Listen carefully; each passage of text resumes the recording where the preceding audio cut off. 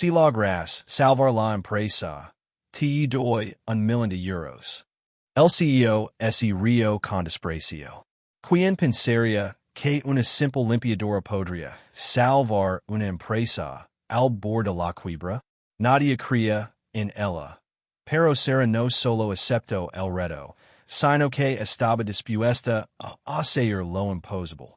Entre secretas negociations, documentos falsificados y un millonario desvío de dinero, Sara se lanzó a una batalla que podría cambiarlo todo. ¿Cómo lo logró? Esta es la historia de cómo la valencia de una mujer desbordó todas las expectativas. Sara había trabajado en la empresa como limpiadora durante 3 años. Nadie la veía, nadie la valoraba, pero ella siempre había sido observadora.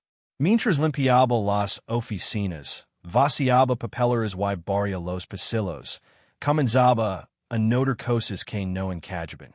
Facturas exorbitantes, pagos a empresas desconocidas, documentos confidenciales descuidadamente abandonados sobre escritorios. Cada día, Sara veía algo más que no debería estar allí. Y su intuición le decía que algo estaba mal. Fue una mañana, mientras limpiaba el tercer piso, cuando escuchó voces elevadas que venían de la sala de juntas. La puerta estaba entreabierta, y aunque no quería escuchar, las palabras llegaron a sus oídos de todos modos. ¿Cómo es posible que estemos tan mal? Gritó Clara, la directora financiera. Nos quedan solo 2 semanas de caja. Y no sabemos por qué estamos perdiendo dinero. Sara se detuvo, en seco. Miró hacia la sala, donde Tiago, el CEO, estaba de pie, gesticulando nervioso. Esto es imposible, exclamó Tiago. ¿Cómo una empresa que factura millones puede estar al borde de la quiebra? Sara lo sabía, no solo por las conversaciones entre los altos ejecutivos, sino por todo lo que había visto en su trabajo cotidiano. Los números no cuadraban, las transacciones parecían vacías. Como si el dinero se desvaneciera sin dejar rastro. Pero lo que realmente la preocupaba era lo que eso significaba para los empleados, para los que estaban a punto de perder sus trabajos. Desde el primer día en que comenzó a trabajar allí, Sara había conectado con las personas. Su Roberto de mantenimiento, que tenía 3 hijos pequeños. Dona Amelia, la recepcionista viuda, que cuidaba de sus nietos. Marcos, el joven que trabajaba en el departamento de TI, que apenas se había casado. Todos ellos, al igual que Sara, luchaban por mantener a flote sus vidas, y ahora todo se veía amenazado. En ese momento, mientras escuchaba el caos en la sala de juntas, algo se rompió dentro de ella. Y no podía cuidarse al margen. Sin pensarlo, se acercó a la puerta de vidrio y golpeó con timidez. Todos se giraron, sorprendidos de ver una simple limpiadora interrumpiendo la reunión de los altos ejecutivos. ¿Qué haces aquí? Preguntó Tiago, su mirada llena de desprecio. ¿Qué crees que puedes hacer para salvar la empresa? Sara respiró hondo y, con una determinación que ni ella misma conocía, habló. Sé que algo está mal. He estado aquí todo este tiempo y he visto cosas que no tienen sentido. Puedo ayudar. El silencio llenó la habitación. Tiago, al principio incrédulo, la miró de arriba a abajo. ¿Tú? ¿Una limpiadora? ¿Ayudar? Dijo con una sonrisa burlona. Si logras salvar la empresa, te doy €1,000,000. La risa que siguió resonó por toda la sala. Todos se burlaron, pensando que Sara estaba fuera de lugar. Pero ella no se mudó. No se trataba del millón, ni de la humiliación. Se trataba de algo mucho más grande. Una oportunidad para demostrar que, a veces, las personas invisibles tienen más poder del que piensan. ¿Aceptas el reto?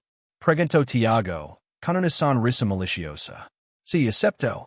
Sarah lo dijo sin dudar, con la voz firme, y el corazón palpitando con fuerza. Había algo dentro de ella que le decía que no podía dejar pasar esta oportunidad. Sabía que no era solo un desafío personal, sino una batalla por las vidas de los que dependían de esa empresa. En ese instante, Sarah comprendió que lo que parecía una broma cruel podría ser la clave para cambiar su vida y la de muchas otras personas. Ahora tenía 30 días para demostrar que, a veces, el coraje y la atención a los detalles pueden superar cualquier obstáculo. Pero, lo que no sabía aún, era que estaba a punto de enfrentarse a algo mucho más peligroso que las dificultades económicas de la empresa, una red de corrupción que había estado oculta por años. Sarah pasó la tarde en su pequeño cubículo, mirando los papeles desordenados y los informes financieros. Sus manos temblaban un poco, pero su mente estaba clara. Sabía que debía hallar más allá de los números que le daban. Tenía que encontrar lo que estaba oculto, descubrir el flujo de dinero que nadie veía. La oportunidad que Tiago le había dado no era solo un juego. Para ella, era la única oportunidad para salvar la empresa y las 100 familias que dependían de ella. Durante los siguientes días, Sarah se dedicó a lo que mejor sabía hacer, observar.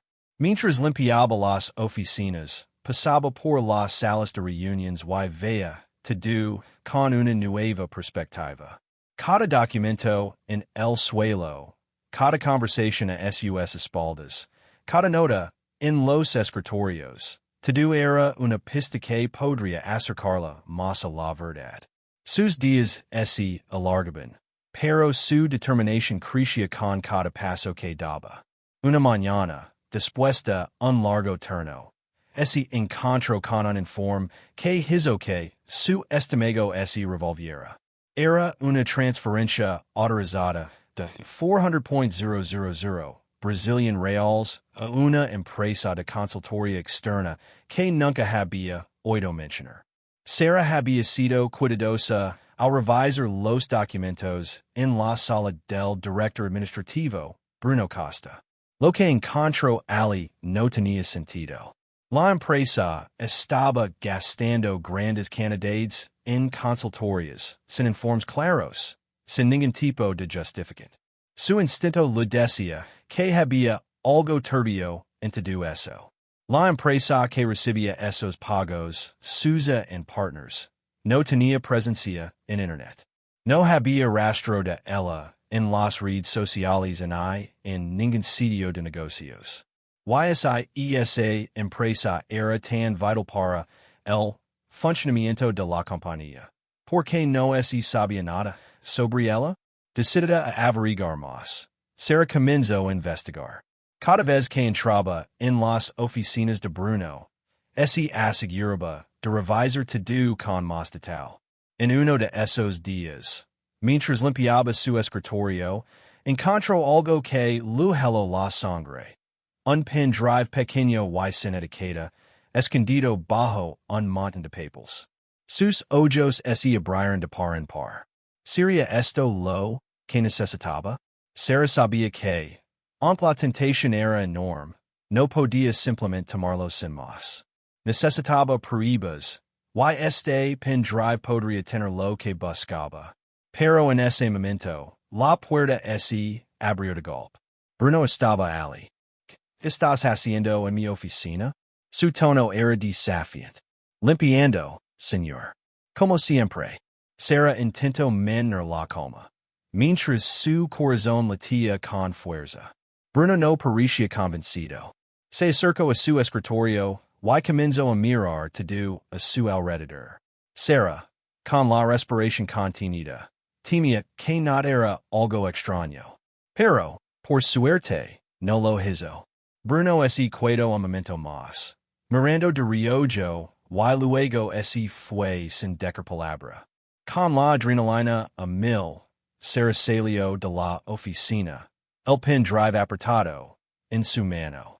Ahora, tenía que hacer lo impensable. Encontrar un lugar seguro para revisar lo que había dentro. Esa misma tarde, cuando ya estaba a solas, Sarah tomó el pen drive, y lo conectó a su computadora personal. Lo que encontró allí no solo confirmaba sus suspecas, sino que las ampliaba. Bruno estaba involucrado en un esquema de desvío de fondos. Y no solo eso, sino que las pruebas estaban claras. Pagos falsos, empresas fantasma, y una red de corrupción que conectaba a los directores de la empresa con una serie de compañías en existence. El corazón de Sarah latía con fuerza. Lo tenía, pero también sabía que las consecuencias de exponerlo no serían fáciles. Si lo hacía, podría perderlo todo. Su trabajo, su familia, su futuro. Sin embargo, en su interior, algo más fuerte que el miedo la impulsaba, la justicia.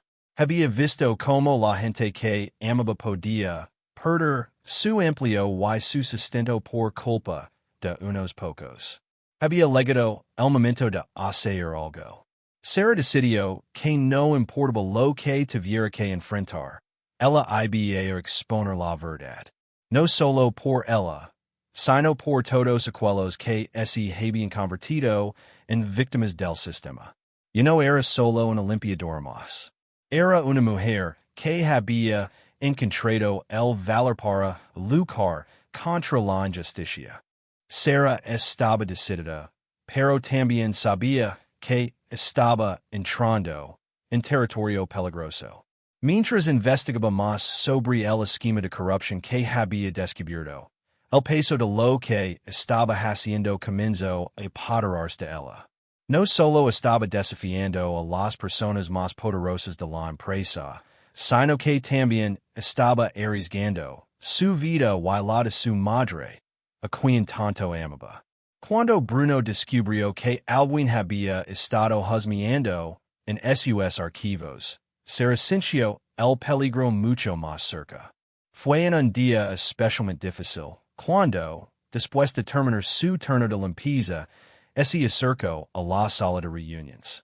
Por casualidad, escuchó las voces de Tiago y Clara discutiendo en voz baja sobre el problema que estaba comenzando a generar. Sarah no podía oír todos los detalles, pero lo poco que escuchó la puso en alerta. Sarah sabe demasiado. Dijo Tiago, su tono grave y preocupado.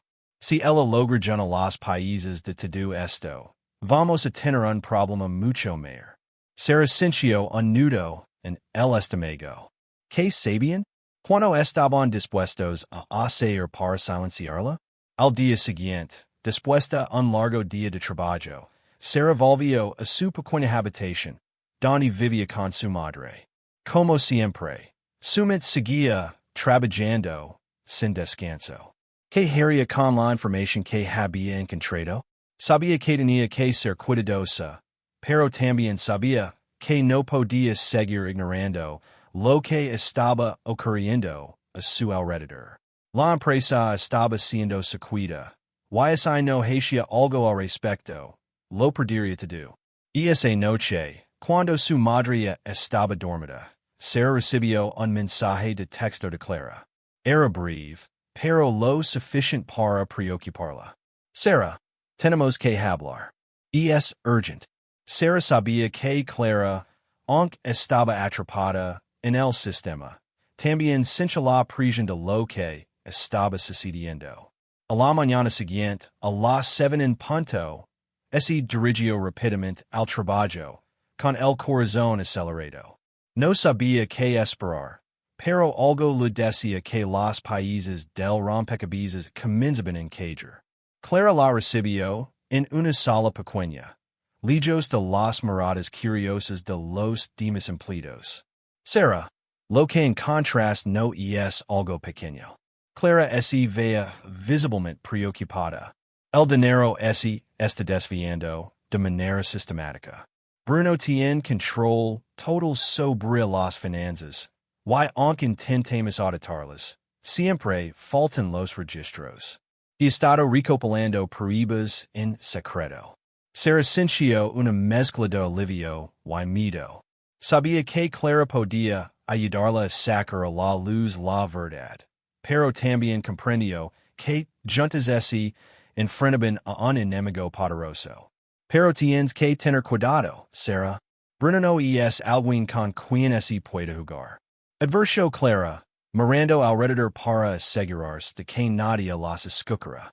De repente, Sarah sintió una presión creciente sobre sus hombres. Había más en juego de lo que pensaba. Pero la luz de la verdad brillaba más fuerte que cualquier amenaza que pudiera enfrentar.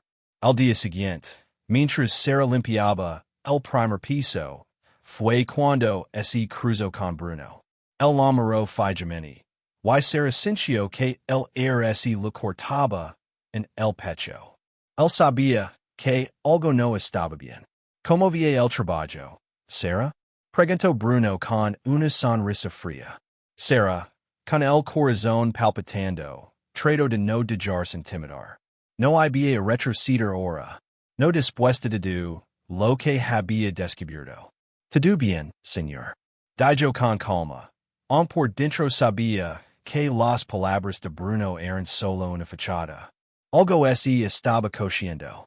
Bruno no dijo nada más, pero antes de irse, sus ojos se fijaron en él con una mirada que le heló la sangre. Sarah sabía que estaba a punto de ser atacada de todas las formas posibles. Los días siguientes serían cruciales. Pero la amenaza de Bruno no fue la única que Sarah tendría que enfrentar. Esa misma tarde, cuando volvía a casa, un coche negro la detuvo en plena calle. La venanilla se bajó lentamente y, al verla, reconoció a la figura de Bruno dentro del vehículo. Sarah, quiero que recuerdes algo, dijo Bruno, con voz baja y amenazante. No eres nadie aquí. Si sigues con tu pequeña investigación, voy a hacer que te arrepientas. Te voy a dejar sin nada, sin trabajo, sin futuro. La amenaza era clara. Y Sarah sintió una presión tremenda en el pecho. ¿Qué haría? Podía dar un paso atrás, alejarse de todo y seguir adelante con su vida, proteger a su madre, pero sabía que no podía. No me vas a asustar, Bruno, respondió Sarah con firmeza, mientras el coche arrancaba y desaparecía a lo lejos. Lo que hago es por las personas que dependen de esta empresa, por los que se están quedando atrás. Con cada palabra que salía de su boca, Sarah se sentía más fuerte, más decidida. No había dejar que el miedo la dominara.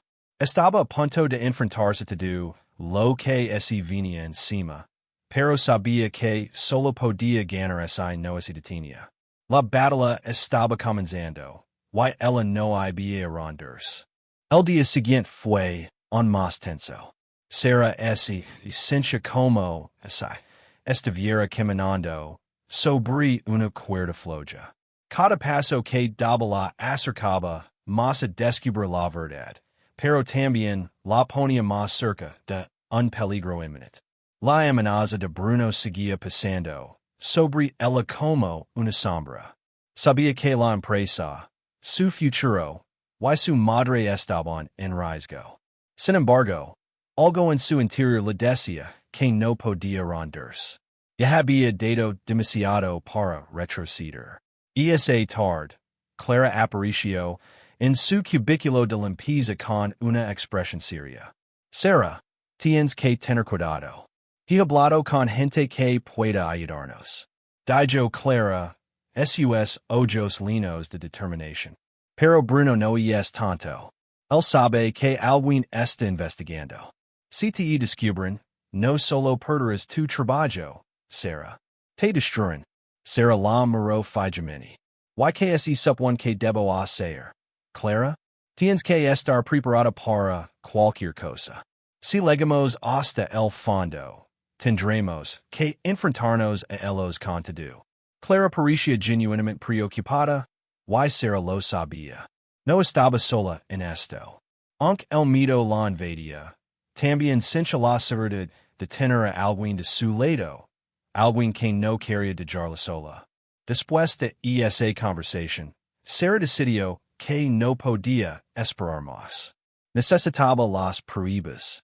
Tenía el pen drive con la información crucial, pero aún no había revisado todo el contenido. Necesitaba ver que más podría haber ali, algo que pudiera dar el golpe de gracia a este esquema de corrupción.